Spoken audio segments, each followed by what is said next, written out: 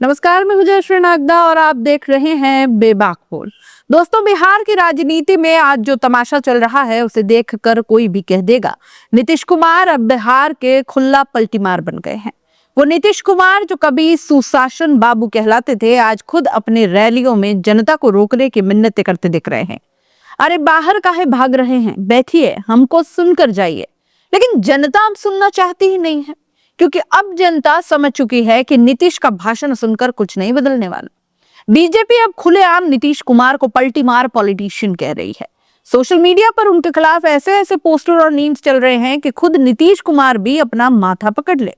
एक पोस्टर में बीजेपी ने लिखा कि पलटीमार पॉलिटिक्स के पेरेंट नीतीश कुमार, और नीचे लिखा था ईमानदारी से गठबंधन धर्म निभाना नामुमकिन, स्वार्थ दिखा तो पलटी मारना नीतीश का धर्म। एक और पोस्टर में तो हद ही हो गई। नीतीश बाबू ने बिहार को बनाया नंबर 1, अपराध में नंबर 1, कुशासन में नंबर 1, बलात्कार, लूट और हत्या में नंबर 1। अब सोचिए दोस्तों, ये सब बीजेपी के ऑफिशियल सोशल मीडिया हैंडल से आ रहा है। मतलब वही बीजेपी जो कभी नीतीश कुमार को मुख्यमंत्री की कुर्सी पर बिठाती थी, अब उसी पर मीम्स बना रही है। अब आते हैं असली ट्विस्ट पर। अमित शाह ने आज तक के मंच से एक ऐसा बयान दिया जिसने नीतीश की नींवें हिला दी। शाह ने कहा कि मुख्यमंत्री कौन होगा यह विधायक दल का नेता तय करेगा। यानी साफ साफ संदेश यह गया कि नीतीश कुमार अब पक्के सीएम नहीं है। राजनीति के जानकार कह रहे हैं कि शाह ने यह बात यूं ही तो नहीं कही, यह एक कैलकुलेटेड मूव था। इससे बीजेपी ने अपने कोर वोटर्स, कार्यकर्ताओं और सहयोगियों जैसे चिराग पासवान, उपेंद्र कुशवाहा, जीतन राम मांझी सबको एक मैसेज दे दिया कि अब खेल खुला है, मेहनत करो, सीएम कोई भी बन सकता है। लेकिन कहानी यही खत्म नहीं होती। शाह के बयान के बाद कुछ ही घंटों में दोनों नेताओं की मुलाकात हुई, फोटो सामने आई। अमित शाह और नीतीश सामने बैठे हैं, बॉडी लैंग्वेज भी सख्त है। नीतीश सामने झुके हुए जैसे सफाई दे रहे हों। अब मतलब बिहार की जनता ये तस्वीरें देखे और बोले ना, अब बस बहुत हुआ, अब की बार जनता की पलटी पड़ेगी। दरअसल बीजेपी के अंदर नीतीश को लेकर खींच बहुत पुरानी है। 20 साल तक उन्होंने नीतीश कुमार को मुख्यमंत्री बनवाया, बार बार साथ दिया, बार बार पलटी खाई और हर बार नीतीश ने धोखा दे दिया। बीजेपी के पुराने नेता सुशील कुमार मोदी ने तो नीतीश के साथ ऐसी जुगलबंदी बनाई कि पार्टी के अंदर कोई दूसरा बड़ा चेहरा ही नहीं उभर पाया। अब बीजेपी को लग रहा है कि गलती हो गई, अब नई पारी की शुरुआत करनी है। लेकिन भाई, बिहार की राजनीति में जादू रातों रात तो नहीं चल सकता। नीतीश के बिना बीजेपी को अभी भी बहुत सीटें चाहिए होंगी। अभी एनडीए में सीटों का बंटवारा कुछ यूं है, बीजेपी चिराग पासवान, कुशवाहा और मांझी कुल मिलाकर 142 सीटों पर चुनाव लड़ रहे हैं। पर सवाल है कि क्या बीजेपी 100% सीटें जीत सकती है?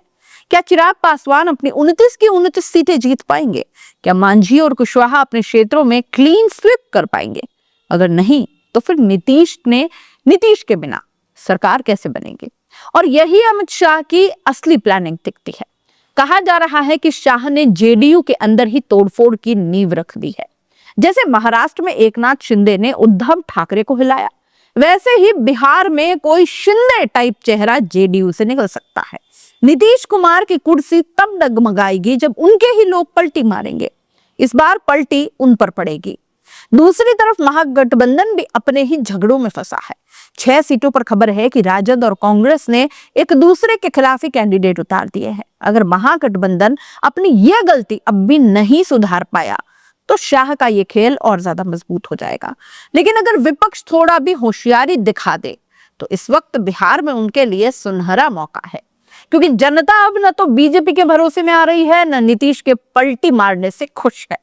नीतीश की राजनीति का सबसे बड़ा आधार रहा है ईबीसी, कुर्मी, कोयरी और महिला वोटर। यही लवकुश समीकरण कहलाता है। अमित शाह ने उसी पर वार कर दिया है। उन्होंने साफ संदेश दिया कि नीतीश अब सीएम नहीं बनने वाले। अब सोचिए दोस्तों, नीतीश के वोटर को इससे बड़ा झटका और क्या लगेगा?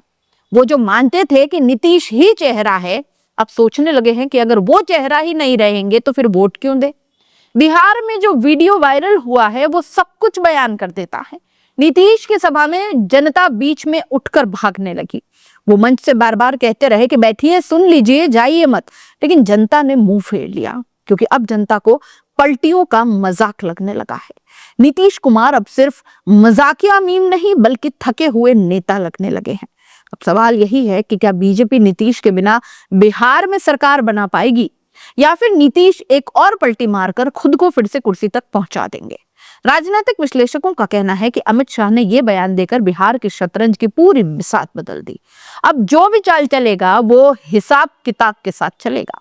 बिहार में इस वक्त चुनावी बवंडर चल रहा है।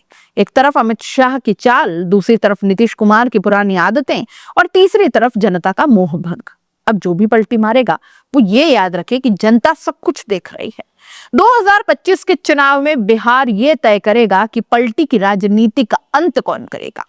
दोस्तों, अब बारी आपकी है। क्या आपको लगता है कि नीतीश कुमार फिर से पलटी मारेंगे, या इस बार पलटी का शिकार खुद बन जाएंगे? कमेंट में जरूर बताइएगा। और अगर ये कहानी बिहार की राजनीति के असली रंग आपको दिखा पाई है तो वीडियो को लाइक, शेयर और सब्सक्राइब जरूर कीजिएगा। नमस्कार।